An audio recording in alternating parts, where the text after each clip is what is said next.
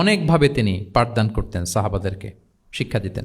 এর মধ্যে অন্যতম একটা মাধ্যম হচ্ছে তিনি সাহাবাদেরকে কোশ্চেন করতেন, কোশ্চেন করে সঠিক উত্তর পেলে তিনি উৎসাহ দিতেন খুব। মনে রাখতে হবে রাসূল সাল্লাল্লাহু আলাইহি ওয়াসাল্লামের শিক্ষাটা বেসিকলি ছিল Q&A based, basically oral based, oral session ছিল, মুখে মুখে। কারণ আমাদের মতো তো এত কাগজ কলম ছিল না। এখন যেমনি আপনাদেরকে হোমওয়ার্ক দেয়, অ্যাসাইনমেন্ট দেয়, এগুলো ছিল নাকি তখন? রাসূল সাল্লাল্লাহু আলাইহি ওয়াসাল্লামের সময় অ্যাসাইনমেন্ট দেওয়ার রীতি ছিল বলেন? আপনাদের অ্যাসাইনমেন্ট দেয় স্যাররা? তো এই যে এখন স্যাররা হোমওয়ার্ক দেন, কাজ দেন, অ্যাসাইনমেন্ট দেন, এটা তো ওই সময় ছিল না। ফলে এটা রাসূল সাল্লাল্লাহু আলাইহি ওয়াসাল্লামের পাঠদান পদ্ধতিটা বেসিকলি ছিল Q&A বেসড, প্রশ্নোত্তর পর্ব।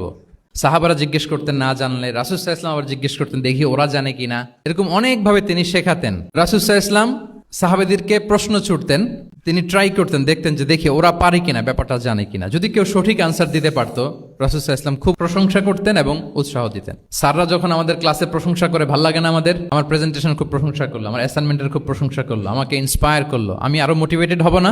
হয়তো আমরা নাকি হই।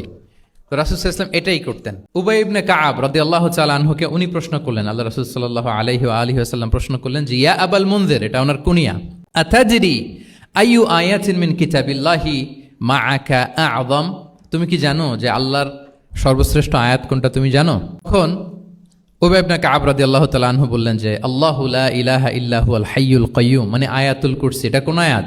আয়াতুল কুরসি। এটা ফরজ সালাতের পর আমরা সবাই পড়ি তো নাকি? মান ক্বারাআ আয়াতাল কুরসি দুবুরা কুল্লি সালাতিন মাকতুবাতিন লাম ইয়ামনাহু মিন দুখুলিল জান্নাতি ইল্লাল মাউত। ফরজ সালাতের পরে যারা আয়াতুল কুরসি পড়ে, তার জান্নাতে প্রবেশে কোনো বাধা থাকে না, একটা জিনিস ছাড়া, মানে মৃত্যু, মরণ। লোকটা মরে না, তাই জান্নাতে যায় না, মূল্যে জান্নাতি। হে ইয়া আবাল মুনজির, তুমি কি জানো কোরআনের সর্বশ্রেষ্ঠ আয়াত কোনটা? তিনি বললেন যে আয়াতুল কুরসি। এটা শুনে রাসূল সাল্লাল্লাহু আলাইহি ওয়াসাল্লাম খুব খুশি হলেন। খুশি হয়ে কি করলেন? ফাদারাবা ফি সদরি, তিনি বললেন যে তিনি আমার বুকে একটা আলতো চাপড় দিলেন। এটা ভালোবাসার আলতো চাপড়, এরকম উৎসাহ দেওয়ার জন্য, যে সাবাস। আমরা মাঝে পিঠে কাউকে আলতো চাপড় দিয়ে কি বলি? ব্রেভো, সাবাস, মাশাআল্লাহ, এগুলো বলি না? তো রাসূল সাল্লাল্লাহু আলাইহি ওয়াসাল্লাম বুকে আলতো চাপড় দিয়ে বললেন, ওয়াল্লাহি লিয়াহনিকাল ইলমু আবাল মুনজির, তোমার ইলম, তোমার জ্ঞান কল্যাণময় হোক হে আবাল মুনজির, মোবারক হোক তোমার জন্য তোমার ইলম। May knowledge be pleasant for you, তোমার জ্ঞানটা বরকতময় হোক, কল্যাণময় হোক।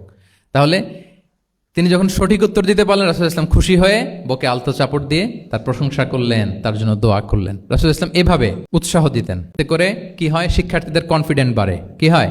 যে স্যার যখন আমাকে এত কিছু বলতেছে, তাহলে নিশ্চয়ই আমি কিছু একটা ভালো কিছু করছি, আমাকে দিয়ে কিছু একটা হবে। আমাকে দিয়ে, আমরা অনেক সময় ভুল করে বলে ফেলি যে তোকে দিয়ে কিছুই হবে না, বলে ফেলি না?